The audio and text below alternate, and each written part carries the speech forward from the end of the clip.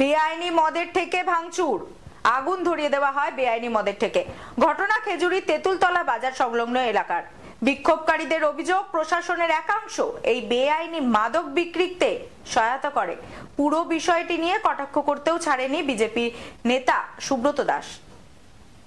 বেআইনি মদের থেকে ভাঙচুর করে অগ্নিসংযোগের ঘটনা খেজুরিতে। উত্তপ্ত এলাকা।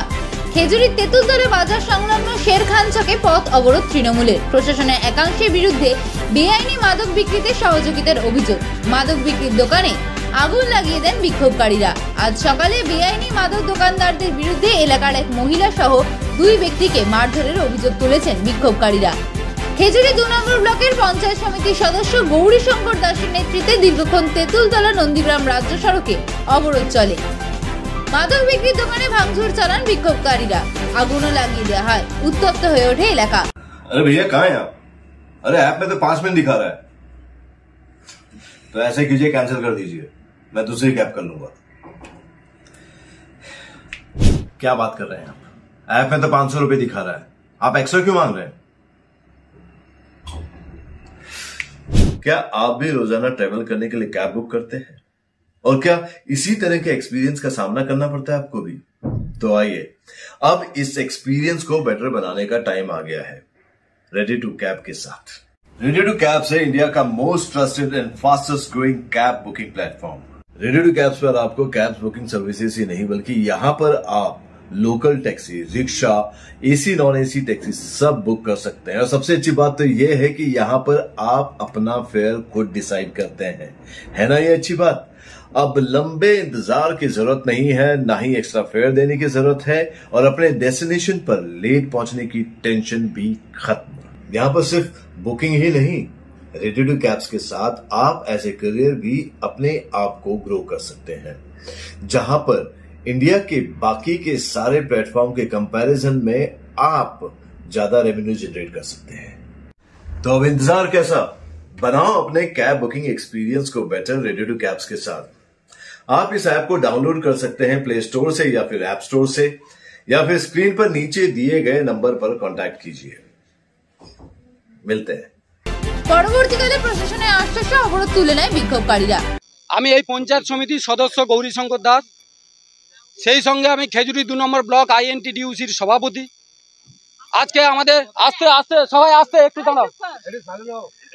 আজ কালকে আমাদের একটি মিছিল করা হবে। আমাদের এখানে প্রার্থী হয়েছে আমাদের গর্বের প্রার্থী, যাকে মমতা বন্দ্যোপাধ্যায় আমাদের আশীর্বাদ করেছেন, যার জন্য উন্নয়নটা হচ্ছে। আমাদের উত্তম দা আমাদের এখানে প্রার্থী হয়েছেন, উত্তম বারিক মহাশয়।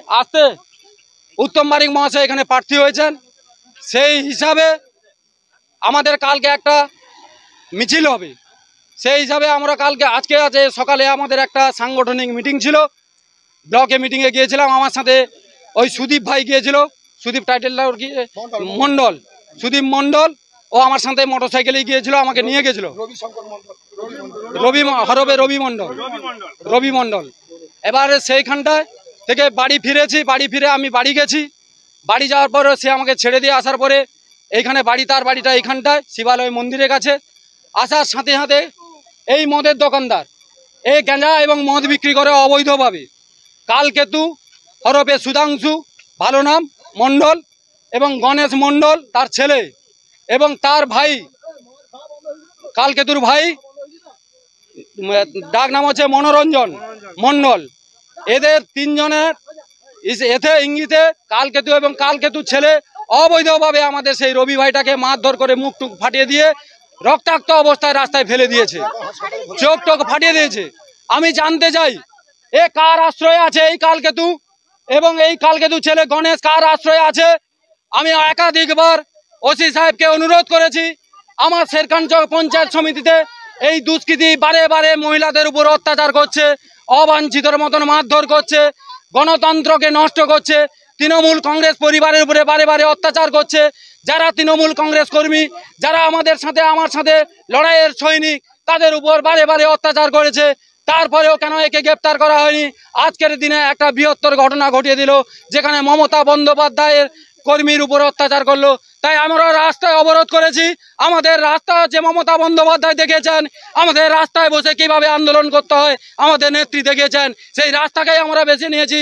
প্রশাসন যতক্ষণ না অ্যারেস্ট করবে গণেশ কালকেতু এবং তার কাকা গণেশের কাকা মনোরঞ্জন মণ্ডলকে, ততক্ষণ আমরা রাস্তায় বসে আন্দোলন করব। আমি প্রশাসনের কাছে বারে বারে অনুরোধ করা সত্ত্বেও কেন এর বিচার হয়নি, তাই আমি প্রশাসনের কাছে অনুরোধ করব সমস্ত গ্রামবাসী আজকে তার দৃষ্টান্ত যতক্ষণ না আমরা স্থাপন করতে পারছি আমরা এই পথে বসে থাকবো। পুরো বিষয়টি নিয়ে কটাক্ষ করেছে বিজেপি নেতা সুব্রত দাস বলেন, আমরা বারবার অভিযোগ করে আসছিলাম প্রশাসন এবং তৃণমূলের একাংশের মদতে এলাকায় বেআইনি মাদক বিক্রি চলছে। আমাদের অভিযোগ তৃণমূল নেতাই প্রমাণ করে দিলেন।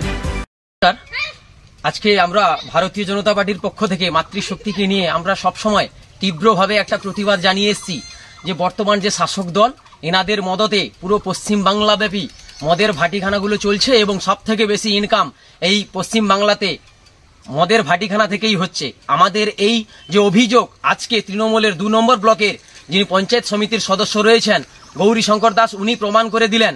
উনি আজকে নিজ হাতে দায়িত্ব নিয়ে তেঁতুলতলাতে মদের ভাটিখানা ভাঙছে। তার একটাই কারণ, তার কারণটা হয়েছে কি, এই মদের ভাটিখানা থেকে যে ইনকামগুলো আসতো তার একটা মাসোহারা আছে, সেই মাসোহারাটা গৌরীশঙ্কর দাস পায়নি, তাই তিনি আজকে তেঁতুলতলাতে মদের ভাটিখানাগুলো ভাঙছে। এটাই হচ্ছে প্রমাণ করে যে ভারতীয় জনতা পার্টি যা বলে সঠিক কথা বলে, তার প্রমাণ আজকে আমরা পেয়ে গেছি। নমস্কার।